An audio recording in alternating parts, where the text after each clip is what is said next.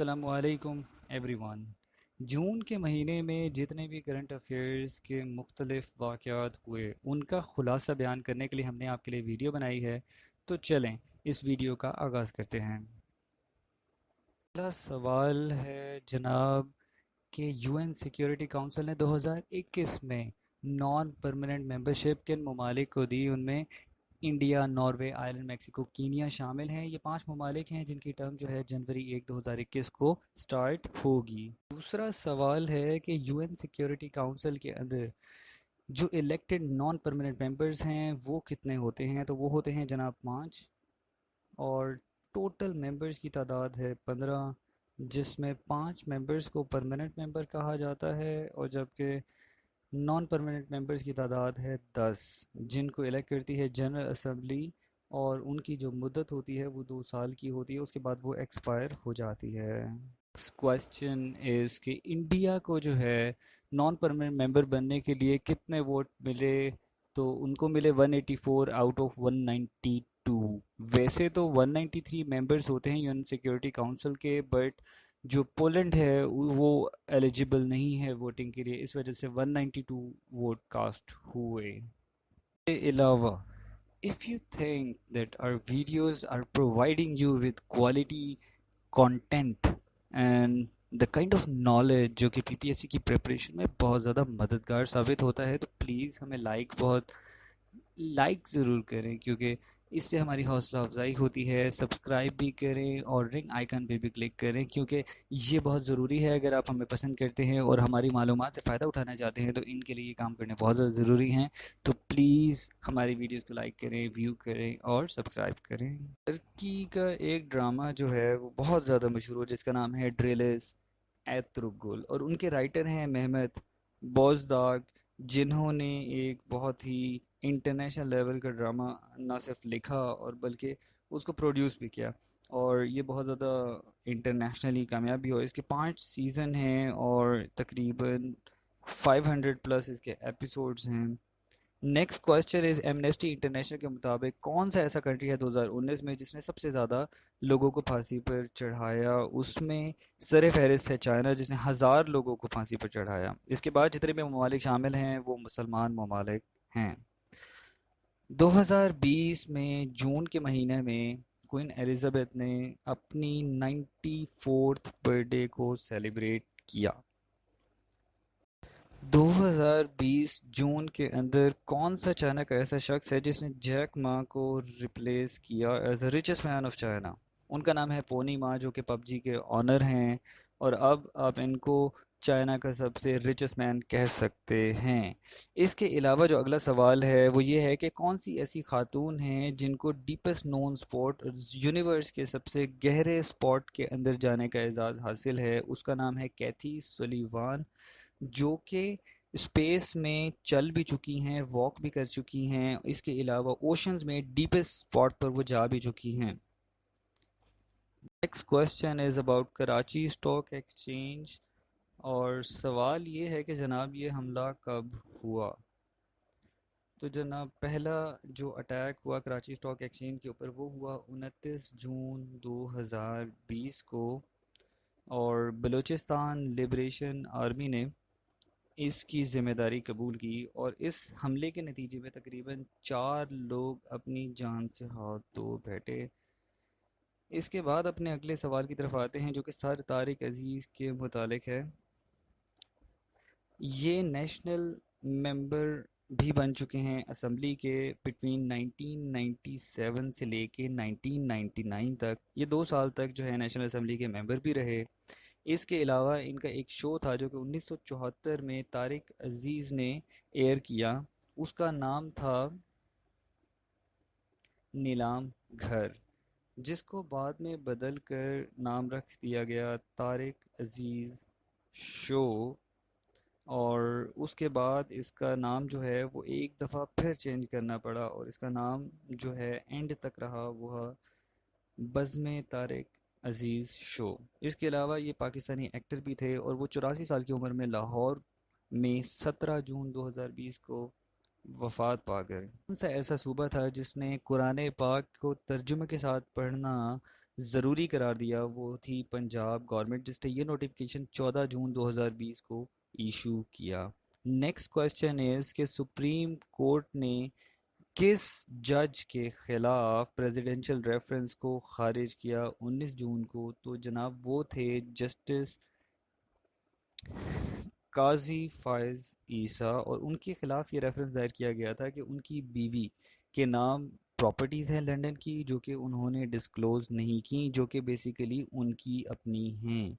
इसके अलावा जो अगला सवाल है वो है कि जनाब 12 जून 2020 को बजट पेश किया गया। ये बजट हमाद अजहर जो कि मिनिस्टर ऑफ इंडस्ट्रीज़ हैं, इन्होंने पेश किया, और उसकी जो मालियत थी पाकिस्तान के कुल बजट की वो थी जनाब 7.13 ट्रिलियन। अगेन 7.13 ट्रिलियन का बजट जो है 2021 तक के लिए अनाउंस किया गया, जिसमें एफबीआर का जो टारगेट है जो कि काफ़ी ज़्यादा है लेकिन 4.95 उसको ट्रिलियन रखा गया, और defence budget as usual very high 1.3 trillion federal government की तरफ से जो है वो रखा। क्वेश्चन इज़ कि पाकिस्तान को कोरोना वायरस के लिहाज से किस हद तक ख़तरनाक मुल्क रैंक किया गया है? वो है 148 जनाब, आउट ऑफ 200 कंट्रीज़ के, मतलब अगर 200 ममालिक को शामिल किया जाए फहरिस्त में तो पाकिस्तान 148वें नंबर पे सबसे ख़तरनाक मुल्क है कोरोना वायरस के लिहाज से। और नेक्स्ट क्वेश्चन है कि भाई कौन से पाकिस्तानी को royal order of Shah award दिया गया कंबोडिया की तरफ से? तो बता दिया जाए कि अमजद शेर अली को ये अवार्ड मिला क्योंकि उन्होंने कंबोडिया के लिए बहुत अच्छी सर्विसेज दी। चूँकि वो पाकिस्तान से थे तो उन्होंने पाकिस्तान और कंबोडिया के लिए बड़े अच्छे ताल्लुकात कायम किए। Who has been appointed as first special representative Pakistan? जनाब पाकिस्तान के पहले स्पेशल रिप्रेजेंटेटिव हैं एम्बेसडर आर मोहम्मद सादिक साहब, जिनको 8 जून 2020 को तकर्रुर किया गया, और इनकी तकरीर का नोटिफिकेशन भी ऑब्वियसली जारी कर दिया गया है। कोरोना की वजह से डेट सर्विस सस्पेंशन इनिशिएटिव दिया गया वर्ल्ड बैंक की तरफ से, ताकि पाकिस्तान 2020 में डेट पेमेंट्स जो है वो उसमें रिलीफ हासिल कर सके, और वो रिलीफ था 2.41 बिलियन डॉलर्स का, और ये डॉलर्स यूएस डॉलर्स हैं, इस बारे में ना भूलिएगा। नेक्स्ट क्वेश्चन है कि पाकिस्तान की कौन सी ऐसी पहली जर्नलिस्ट हैं जो कि सिख थी और उनको most influential Sikh personalities choose किया गया? उनका नाम है मनमीत कौर, और ये यूके बेस्ड अवार्ड है जो कि मनमीत कौर को दिया गया, और उन्होंने पाकिस्तान का नाम ना सिर्फ रोशन किया बल्कि इंटरनेशनल स्टेज पर पाकिस्तान के लिए। नेक्स्ट क्वेश्चन इज़ कि कौन सा मुल्क था जिसने अपने टॉप जनरल के कत्ल होने की वजह से डोनाल्ड ट्रंप जो कि यूएस के प्रेसिडेंट है और 35 और लोगों के अरेस्ट वारंट इशू किए? तो जनाब वो हैं ईरान, जिन्होंने सुलेमानी के किलिंग की वजह से ऐसा किया।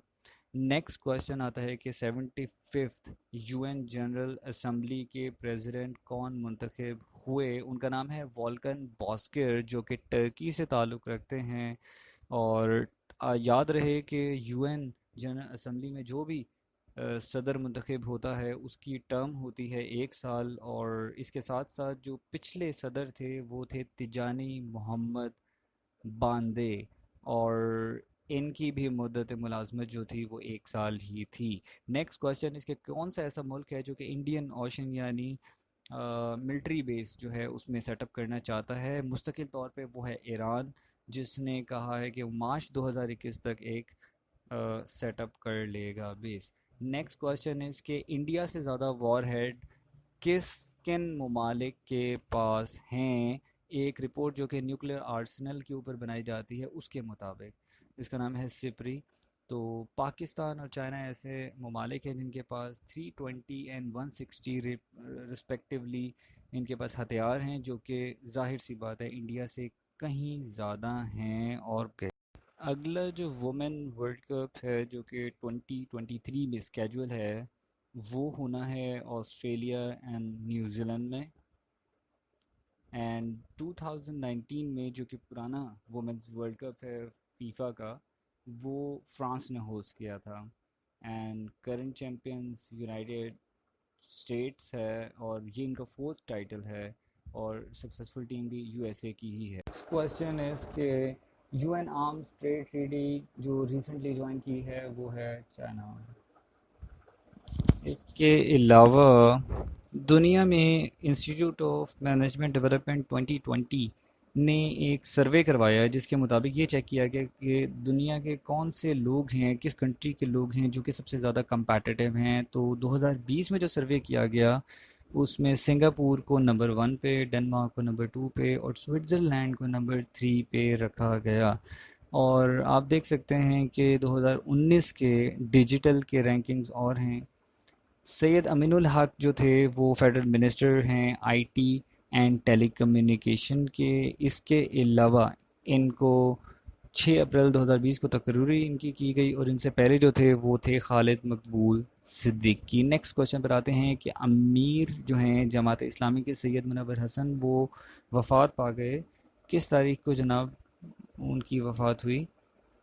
वो है 26 जून 2020 को और एट द एज ऑफ 79। ये इसलिए भी मशहूर हैं क्योंकि 2009 से 2014 तक वो जमात इस्लामी के ही अमीर रहे। नेक्स्ट क्वेश्चन है कि आयरलैंड के जो प्राइम मिनिस्टर हैं 27 जून को वो कौन बने? तो उनका नाम है Michael Martin. I guess Michael Martin ही उनका नाम है। इसके अलावा International Day of Family Remittances जो है वो 2020 उसका थीम क्या डिक्लेयर किया है जनाब? उसका थीम है लाइफलाइन से related. Remittances are a life line और 16 जून को हर साल किया जाता है। अब कंट्री जो है वो प्रेसिडेंसी यूएन सिक्योरिटी काउंसिल की जून में किसकी थी? तो जनाब वो था फ्रांस। और ये अल्फ़ाबेटिकली मूव करता है, ये country to country alphabetical move करता है। तो फ्रांस के बाद Germany and then Indonesia and then Nigeria आएगा। ये प्रेसिडेंसी इसी तरीके से चलती है। नेक्स्ट क्वेश्चन इज़ जनाब यूएन सिक्योरिटी काउंसिल का अगस्त 2021 में प्रेसिडेंट कौन बनेगा? अल्फ़ाबेटिकल ऑर्डर में चलता है तो इंडिया बनेगा। दुनिया भर के तमाम लॉ मेकर्स ने आपस में मिल के किस मुल्क के ख़िलाफ़ इंटर पार्लियामेंट्री अलाइंस बनाया? तो जनाब आप देख ही सकते हैं कि अमेरिका और चाइना की जंग तो लगी रहती है। तो चाइना के ख़िलाफ़ लॉ मेकर्स ने जो है वो ये सब कुछ बनाया ताकि उसको डिफेंड किया जा सकते, उसको दबाया जा सके। नेक्स्ट क्वेश्चन इज़ कि कौन सी ग्लोबल ऑर्गेनाइजेशन थी जिसने कोविड-19 का जो है वो इनिशिएटिव टेक्नोलॉजी एक्सेस पूल यानी सी टैप को जो है वो इंट्रोड्यूस करवाया? उसका नाम है वर्ल्ड हेल्थ ऑर्गेनाइजेशन क्योंकि उन्होंने इस पे नज़र रखनी होती है। नेक्स्ट क्वेश्चन है इसके चाइल्ड लेबर के ऊपर 2020 में जो थीम रखा गया वो क्या था? वो था कि protect children more than ever from कोविड-19 के कोविड-19 से सबसे ज़्यादा बच्चों को बचाया जाए क्योंकि बच्चे नाजुक होते हैं, उनको बीमारियां लग सकती हैं। सबसे ज़्यादा शेल गैस का प्रोड्यूसर यूएसए है और इसी को जो है वो कंसिडर किया जाता है। और कौन सा कंट्री ऐसा है जो कि परफॉर्मेंस इंडेक्स के ऊपर सबसे ऊपर आता है? उसका नाम है डेनमार्क। और पाकिस्तान का नंबर 142 आता है और पाकिस्तान को बड़ी अहमियत दी जाती है। इंडिया का नंबर 168 है। जून 2020 में कौन सा ऐसा कंट्री था जिसने कहा कि वो इराक और अफ़गानिस्तान से अपनी फोर्सेस को 2021 तक निकाल लेगा? तो आप सब जानते हैं कि ये है, नहीं हम सब नहीं जानते हैं, ये है स्पेन। मुझे लगा था यूएसए होगा लेकिन नहीं, ऐसा नहीं है।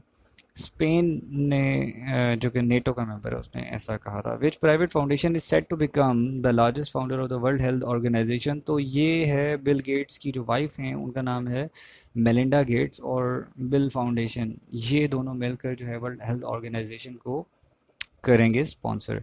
और कौन सी ऐसी इंटरनेशनल ऑर्गेनाइजेशन जिसके 75 साल कंप्लीट हो गए हैं? तो जैसे कि आप पिक्चर में देख सकते हैं तो ये तस्वीर है जनाब यूनाइटेड नेशंस की जो कि वर्ल्ड वॉर 2 के बाद फॉर्म की गई थी ताकि तीसरी जो है ना वर्ल्ड वॉर दो। इसके अलावा डब्ल्यू जो है कि 1948 में फॉर्म की गई थी और वर्ल्ड बैंक जो है 1944 में फॉर्म किया गया था। तो और नेटो जो थी वो 1949 में फॉर्म की गई थी, लेकिन answer was something else.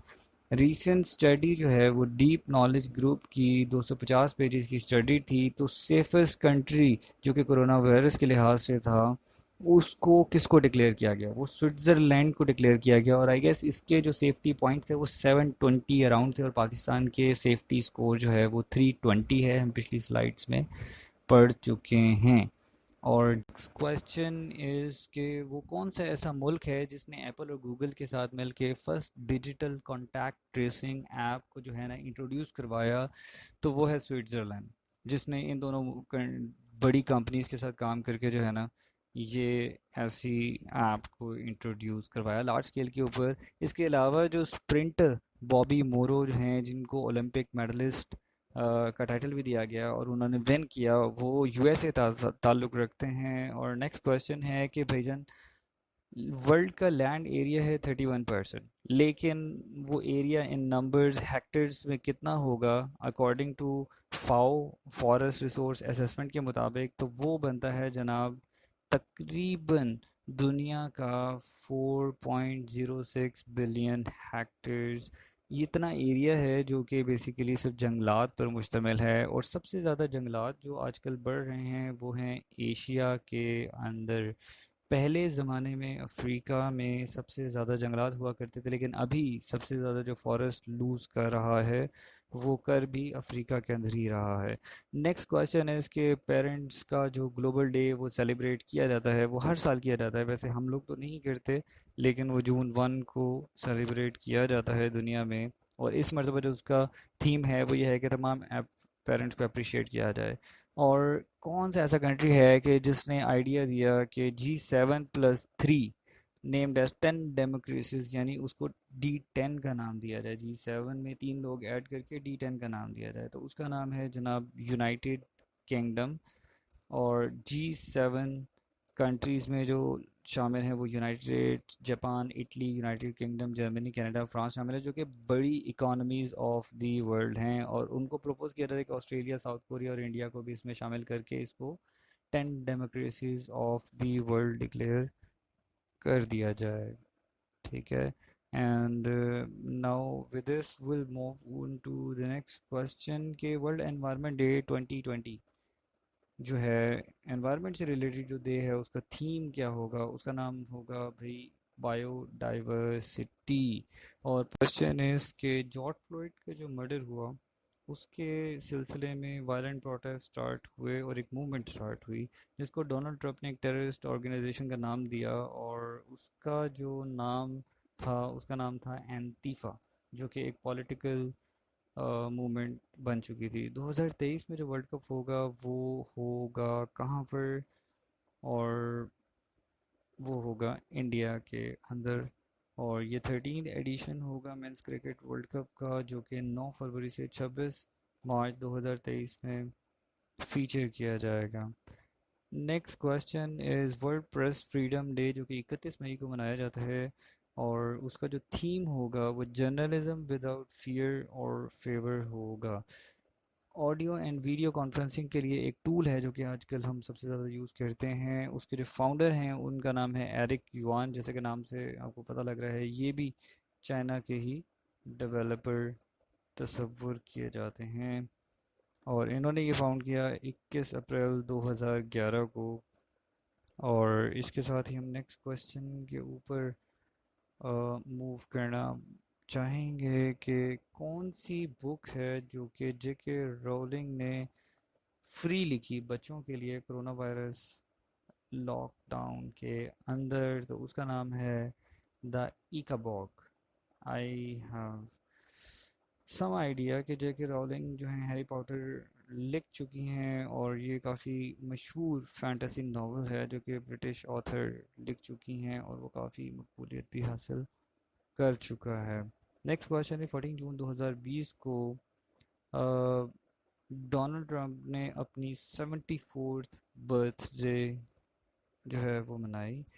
The birth rate of which country fall to the lowest in the founding of the country 70 के 70 साल के बाद कौन सा ऐसा कंट्री है जिसकी बर्थ रेट जो है वो कम से कम हो चुका है। उसका नाम है चाइना, क्योंकि इन्होंने बच्चों की पैदाइश के ऊपर टैक्सेस लगाना शुरू कर दी हैं।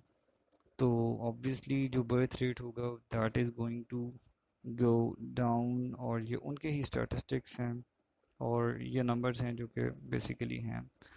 जनरल हुलूसी आकर बिलोंग्स टू विच कंट्री? इनका किससे ताल्लुक़ है जनाब? वो है टर्की से। और नेक्स्ट क्वेश्चन इज़ कि यूएस ने कहा है कि वो अपने 25% यानी क्वार्टर ऑफ यूएस ट्रूप्स जो हैं वो विड्रॉ कर लेगा। किस कंट्री के ट्रूप्स विड्रॉ होंगे 2020 में? वो हैं जर्मनी के। ठीक है जी। और ये तकरीबन बनते हैं 9500। रिसेंटली डब्ल्यूएचओ ने एक पोस्टेज स्टैम्प जो है वो रिलीज़ की है, जो कि इरेडिकेशन ऑफ स्मॉल पॉक्स की एनिवर्सरी के सिलसिले में है, और वो 40th एनिवर्सरी के सिलसिले में रिलीज़ की गई है टू सेलिब्रेट कि जनाब हमने इस पे काबू पा लिया है। और ये 8 मई को ऐसा किया गया। इसके अलावा नेक्स्ट क्वेश्चन के ऊपर मूव करेंगे कि इरेडिकेशन ऑफ स्मॉल पॉक्स के बाद जो है वो next question is extremely important. Recently, who has won the Marcus Wallenberg Prize 2020 और the Nobel prize for forest? ठीक है जी। ये नोबेल प्राइज़ का अवार्ड फॉरेस्ट के लिए किसको दिया गया जनाब? जोसेफ जे लैंड्सबर्ग को दिया गया, और निकोलस सी कूप्स को, रिचर्ड एच वेरिंग को, और इन 3 लोगों को दिया गया। ठीक है जी। इन्होंने जो है साइंसी कामयाबियाँ जो हैं काफ़ी इस शोबे में हासिल की, और उनकी तरक्की जो है वो नुमाया है। नेक्स्ट क्वेश्चन के ऊपर आ जाते हैं कि कौन सा ऐसा कंट्री था उसकी पार्लियामेंट ने बिल पेश किया कि इंडिया की जो टेरिटरीज़ हैं कलापनी, लिम्पिया, धुरा, लिपू लेक जो हैं वो इसके मैप में शामिल होंगी। तो ऑब्वियसली हम जानते हैं कि ये किसके साथ डिस्प्यूटेड है। तो अब बॉर्डर्स तो चाइना और नेपाल के साथ लगते हैं, तो इसमें नेपाल की जो असेंबली है उसने ये विड्रॉ किया। What is the name of Iran new currency? तो उसका नाम है तोमान, और पहले होता था ईरानियन रियाल। नेक्स्ट क्वेश्चन आता है कि यूनाइटेड नेशन में जो है 1998 से फर्स्ट एम्बेसडर कौन जो है वो किया गया, रखा गया? उसको सूडान का जो था सत्ती, उसको रखा गया। After how many years world leader want gather at United Nation for the first time? जनाब कितने साल के बाद? 75 साल, जो कि अभी एनिवर्सरी हुई है यूनाइटेड नेशन की। पहली मरतबा ऐसा होगा कि वर्ल्ड लीडर्स इकट्ठे नहीं हो सकेंगे कोरोना वायरस की वजह से, क्योंकि ये पेंडेमिक है, पूरी दुनिया को अफेक्ट कर रहा है, तो इस वजह से नहीं हो सकेगा।